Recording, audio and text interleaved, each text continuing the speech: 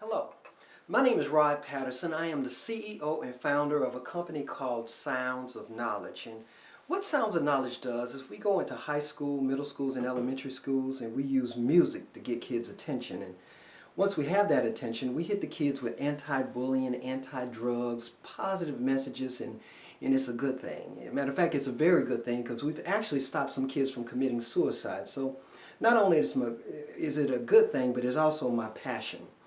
I'm also an author. I'm actually a three-time author. And my latest book is the 10 Commandments of Child Support, Learn from My Mistakes. And actually, I wanted to share with you guys one of the commandments from the book today. And it actually is the first commandment in the book, and that commandment is, thou shalt not run. Thou shalt not run. Whew. That's a big one. That was a big one for me. There's a reason why that's the first commandment in the book, because that was a big one for me. If there was an Olympics for running and child support, I would have a gold medal. Better than that, I would have a world's record. Because you see, I ran for 8 years, and I still would be running right now today if it wasn't for an unfortunate incident that ended my running career.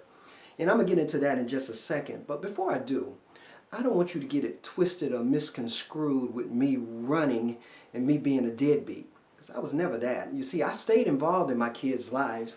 I just didn't like dealing with the child support people. You see, they got on my nerve. I just didn't like dealing with the child support people. And I found over the years, there's like 3 types of guys when it comes to dealing with child support. The first type of guy, I call him the stand-up guy. He's Mr. Perfect. I mean, everything goes right for this guy. He's got the perfect job. He's making so much money. He don't even miss the child support coming out of his check. His ex-girlfriend get along with his new girlfriend. Both their kids get along. They all going on cookouts and camping trips together. They sitting around a campfire singing Kumbaya and Brady Bunch songs. He's got a rainbow over his house. His kids don't cuss or fuss. I'm trying to tell you, it's absolutely perfect. Now, I'm not throwing shade or hating on him, but you meet those kind of people where everything kind of just goes right for them. That's the first type of guy. Now, the second type of guy is the runner, and that was me. You see, in the runner's heart, he really wants to be the stand-up guy, but for whatever reasons, he finds himself running. And I found men run for several different reasons.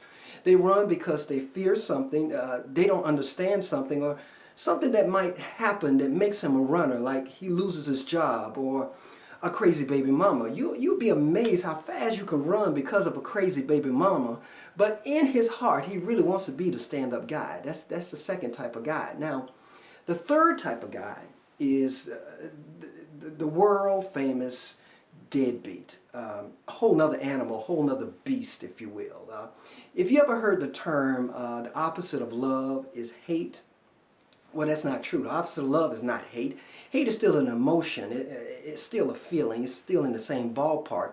The true opposite of love is a word called apathy. Apathy. And what apathy means is basically a lack of emotions, no feelings, don't care. And that's the deadbeat. See, I need you to understand that the deadbeat is not fearing anything. He's not trying to understand. He's not afraid of anything. He really don't care. And because of that guy right there, child support has come up with some interesting systems to deal with that guy. But unfortunately, guys, when we run, we look an awful lot like that deadbeat, almost like identical twins. And because of that, all the wonderful things designed for that deadbeat gets applied to the runner, like driver's license being suspended, seizing of his bank account, liens on his property, suspending his business licenses, and even jail. Speaking of jail, let me explain to you what ended my running career. As I said, I was a runner, and about it in a chapter in my book called Blah Blah Blah, Incarceration Blah Blah Blah. I'm going to give you the short version of the story. Now, as I said, I ran for 8 years, and I actually got pretty good at running. I even developed some of my own systems, kind of like McDonald's and their fries, how they make their fries and how they make the Big Mac. I had my own systems, and one of my more successful systems was called the break camp system, And All the break camp system consisted of was me working a dead-end minimum wage job until child support would find me. Now what I mean by find me, once they started garnishing my check. Once they started doing that, I would simply break camp. I would quit that job, go find another dead-end minimum wage job until child support would find me again. But I knew it would take them about a year, year and a half to find me again, and that would give me a year, year and a half of breathing room. That's the first part of the break camp system. Now the second part took a little more talent, a little more skill, if you will. I knew every 2.5 years, child support would call me in for a meeting. And before I would go into that meeting, I would get me one crisp $100 bill and place it in my right pocket. And then I would go into that meeting. And I knew at some time in that meeting, they were going to say to me, Mr. Patterson, you're getting behind on your child support payments. What in the world is going on? And I would say to them, I lost my job. Wink, wink. But I got a better job lined up. Matter of fact, I'm going to be making so much money on this job, I'm going to get caught up on all my child support payments. Matter of fact, I'm going to be making so much money, I'm going to invite you guys to a cookout. We all going to sit around a campfire and sing Kumbaya. And then they will say, oh, that sounds real good, Mr. Patterson, but do you have $100 to show us that you're serious? And then I would say to them, I don't know. I lent my cousin Pookie some money last week, and my mama got $10 from me. I got to make some phone calls and see what I can scrape up. And then at some point, I would reach in my pocket and hand them that crisp $100 bill, and that would conclude the break camp system. And it was almost flawless. Almost flawless. It worked every time. But there was just one little flaw with the break camp system. Just one little flaw. You see, I was building up a debt to child support. And about 8 years in, that debt had risen to, say, about $15,000. And at $15,000, there really should have been an alarm to go off inside my head. Some kind of warning to say, hey, dummy, at $15,000, these folks about to get real with you. And they did get real with me. They got really real.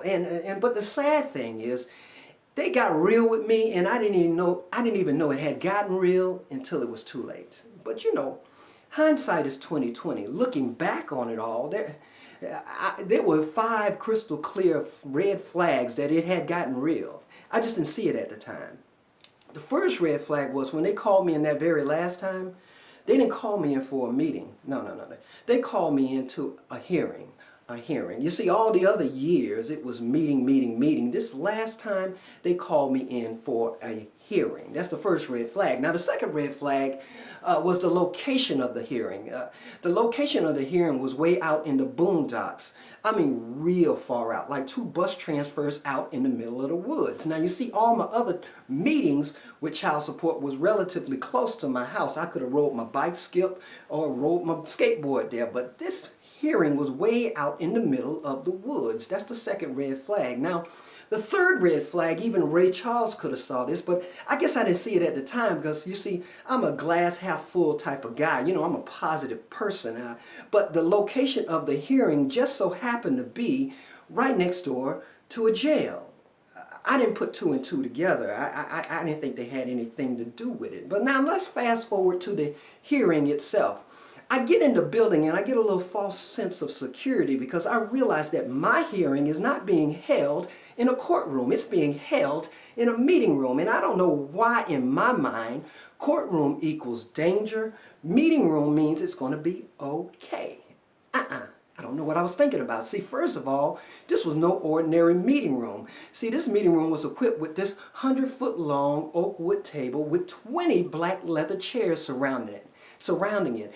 Occupying those 20 black leather chairs were mainly women. At the head of the table was the boss lady. I call her the boss lady. She was the magistrate. When I walked in the room, she was reading my case aloud. Now, guys, people, they call it a hearing because they all kind of huddle together and try to figure out what they want to do with an aggravating case. And in my case, I felt I didn't need to hear the case because I was the case. I've been living this case for 8 years, so why should Sir Rod listen? So I just kicked back in my black leather chair and I went into half listening mode. And that was a big mistake because if I had been listening, I would have caught a penny from God. And for those of you who don't know what a penny from God is a lucky break. a rare opportunity, a blessing, if you will, something that don't happen too often. And my rare opportunity was I had an opportunity to walk up out of there that day. And if I had been listening, I would have caught it. Because you see, halfway through the boss lady's these, thous, and blah, blah, blahs, she stopped and looked in my direction. And she said, Mr. Patterson, there seems to be a missing paper, a missing document, a missing form out of your case file. And because of this, we can postpone this hearing to a later date. Right after she said date, that's when I sat up from my relaxed position in my black leather chair. And I looked that lady dead in her eyes and I said, no, let's proceed. Right after I said proceed, that's when the fourth red flag happened, because it seemed like all those 20 people sitting in those black leather chairs stopped what they were doing and looked in my direction as though I had lost my mind. Now the boss lady said with a question mark on her face, Mr. Patterson, you sure you want to proceed? I looked her dead in her eyes again. I said a little louder and just a little more assured, yes, I'm more than sure I want to proceed. See, I hadn't lost my mind. I just wanted to get this thing over with. See, I had my $100 bill in my right pocket, and I didn't want to see these 20 people for another 2.5 years.